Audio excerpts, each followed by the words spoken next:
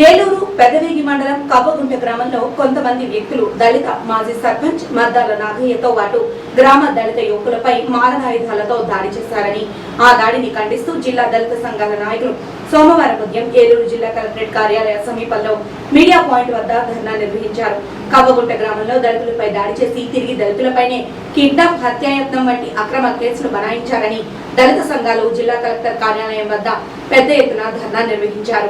పెదవేగి పోలీసులు దళితులపై దాడి చేసిన వారిని వదిలి దాడిలో గాయపడ్డ దళితులపై అక్రమ కేసులు నమోదు చేయడం దుర్మార్గమని దళిత సంఘాల నాయకులు ముళ్లపూడి సుమన్ మాదిగ, బయ్యారపు రాజేశ్వరరావు మాదిగ, ఎంఆర్పీఎస్ నాయకులు కాశీకృష్ణ మాదిగ, జనపల్లి మాధవరావు మాదిగ, నమ్మి లక్ష్మీ మాదిగ తదితరులు విమర్శించారు. దళితులపై దాడి చేసిన వ్యక్తులపై చర్యలు చేపట్టకుండా దాడుల్లో గాయపడ్డ దళితులపై కిడ్నాప్ కేసులు, హత్యాయత్నం కేసులు నమోదు చేయడం పట్ల ఎంఆర్పీఎస్ నాయకులు ఆందోళన వ్యక్తం చేశారు. అనంతరం కవ్వగుంట గ్రామంలో దళితులపై దాడి చేసి గాయపరిచిన వ్యక్తులపై వెంటనే చర్యలు చేపట్టాలని దళిత నాయకులు కలెక్టర్ ను కలిసి వినతి పత్రం అందజేశారు.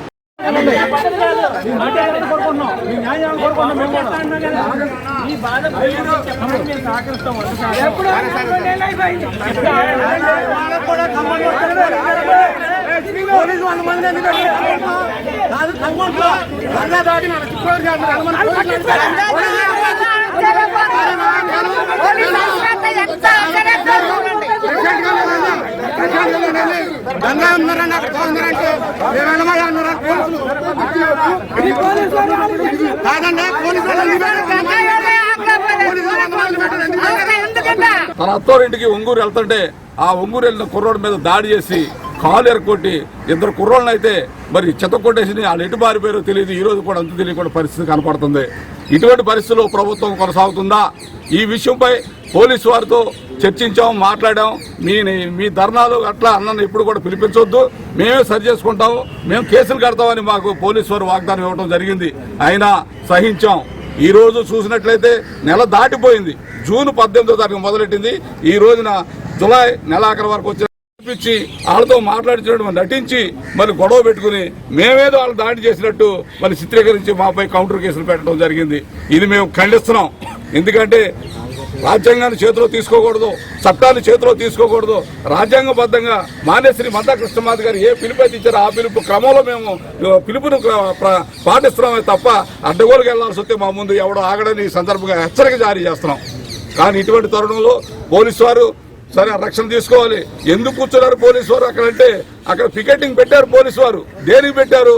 మాదిగపేటలో నుంచి ఎవరు బయట రాకుండా పెట్టారే తప్ప దోషుల్ని శిక్షించడానికి, కఠినంగా శిక్షించడం కానీ లేదంటే వాళ్ళని అరెస్ట్ చేసి లోన పెట్టడం కానీ ఎక్కడ ఎటువంటి పరిస్థితులు కూడా చేయలే. దీని వెనకాల రాజకీయ కుట్ర జరుగుతుంది. తస్మాత్ జాగ్రత్త. ఒకసారి చెప్తున్నాం, ఈ రోజు కూటమి కలిసిందంటే కారణం ఎంఆర్పీఎస్ వెనకాల ఉందని మమ్మల్ని తన్నే పరిస్థితికి వచ్చిన నాయకులను ఎక్కడ క్షమించో. ఆడి ఎంతటి వాడైనా సరే కాళ్ళు చేతులు ఎరగొట్టడం, వాళ్ళు ఎరగొట్టడం కాదు, వదిలేదు. చట్టం ఒకసారి ఒకరోజు మాకు ఛాన్స్ ఇస్తే మేము ఎరగొట్టడానికి ముందుగా ఉన్నామని ముందుగా హెచ్చరిక జారీ చేస్తున్నాం. అదే క్రమంలో మరి మా మీద కౌంటర్ కేసులు పెట్టడం, మమ్మల్ని చిత్రహింసలు చేయడం ఇకనైనా మానుకోవాలి. తక్షణమే సిట్టింగ్ జడ్జితో దీనిపై విచారణ జరిపించాలి. ఆ గ్రామాన్ని అందరూ కూడా రక్షణ కల్పించాలి. లేదా ఈ రోజు మేము వదిలేస్తున్నాం, చట్టం లేదు, ఏమి లేదు, మీ పని మీరు చేసుకుంటా వదిలేయాలి. రెండింటిలో ఏది కాకుండా ఏదో గెలిచాం కాబట్టి నేను మగోడిని, నేను గొప్పోడిని, 3.5% లేనోడు ఒకటి గెలుస్తాడు, 4.5% లేనోడు ఇంకోటి గెలుస్తాడు. వీళ్ళందరూ గెలిచి ఎవరి మీద ఎస్సీ ఎస్టీ బీసీల మీద దాడులు చేస్తారు. ఎవడో నిజంగా గెలిచిన వాళ్ళందరూ వ్యాపారస్తులు. వాళ్ళు ఎమ్మెల్యే అవ్వకముందు, వాళ్ళు ఎంపీలు అవ్వకముందు మరి వాళ్ళు ఆస్తులు చూస్తే చాలా తక్కువ. ఈ రోజున వేలాది ఎకరాలు, కోట్లాది రూపాయలు ఈ దరిద్రులందరూ కూడా మరి పేదల సొమ్ము దోసుకున్నారే తప్ప ఎక్కడ కూడా సరైన పరిపాలన చేయట్లే. ఈ చైనా ఎదవలో ముందుకు వచ్చి పరామర్శించినట్లయితే మేము చాలా సంతోషించాం. దానికి ఎమ్మెల్యే కానీ మరి ఎంపీపీ కానీ లేకపోతే ఇంకోళ్ళు కానీ ఎవరైనా సరే రాజకీయ నాయకులు వచ్చి పలకరించి మరి చేస్తే మేము చాలా ఆనందపడేవాళ్ళం, సంతోషించాం. కానీ ఒక్కరు రాలా అంటే ఈ ప్రభుత్వం రావడానికి ప్రధాన కారకులైన మేము మమ్మల్ని కొట్టి అణిచివేస్తే మీరు ఎంతవరకు ఎక్కడికి ఎదగలుగుతారు? ఓట్లేస్తేనే నువ్వు ఎమ్మెల్యే అయ్యావు, ఓట్లేస్తేనే నువ్వు ఎంపీ అయ్యావు, ఓట్లేస్తేనే నువ్వు సీఎం అయ్యావు.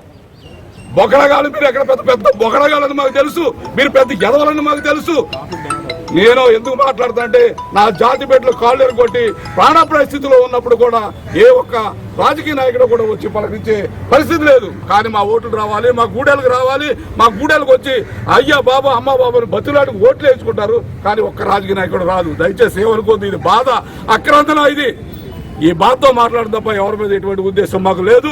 దయచేసి ఎక్కడైనా మరి పోలీసు వారు కానీ యంత్రాంగ రెవెన్యూ వారు కానీ తక్షణం కల్పించుకుని సిట్టింగ్ జడ్జితో విచారణ జరిపించి మరి బాధితులకి సరైన మేలు కల్పిస్తారని, అట్లాగే అక్రమంగా మా మీద కౌంటర్ కేసులు పెట్టారు, ఆ కౌంటర్ కేసులు కూడా తీసేయడానికి మీరు ప్రణాళిక ఏర్పాటు చేస్తారని మరి ఈ సందర్భంగా మీ అందరికీ హెచ్చరికలు కాదు మరి అభివాదం అనేది అర్థం చేసుకుని పోలీసు వారు కానీ రెవెన్యూ వారు కానీ అర్థం చేసుకుని మా యొక్క విన్నపాలను అర్థం చేసుకుంటారని ఈ సభాముఖంగా మరి పత్రికా ముఖంగా మీ అందరికీ కూడా విజ్ఞప్తి చేస్తున్నాను.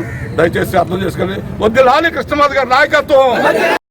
ఉద్యమ నమస్కారాలు తెలియజేస్తున్నా. మరి ఏలూరు జిల్లా పెద్దవేగి మండలం కవగుంట అనే గ్రామంలో మాదిగల పట్ల మరి దాడి జరిగి సుమారు 15 రోజులు కావస్తున్నా ఇంతవరకు ఎవరైతే దాడి చేశారో వారిని ఇంతవరకు అరెస్ట్ చేయకపోవడం చాలా బాధాకరమైన విషయం. అరెస్ట్ చేయపోగా ఎవరైతే నిందితులు ఉన్నారో మళ్ళీ వాళ్ళు గ్రామాల్లోకి వచ్చి మాదిగి నా కొడకల్లారా మీరు ఏం చేస్తారని చెప్పి గ్రామం నడిబొట్టిన నుంచొని మరి బూతులు తిట్టడము చాలా మందికి చాలా బాధాకరంగా ఉంది.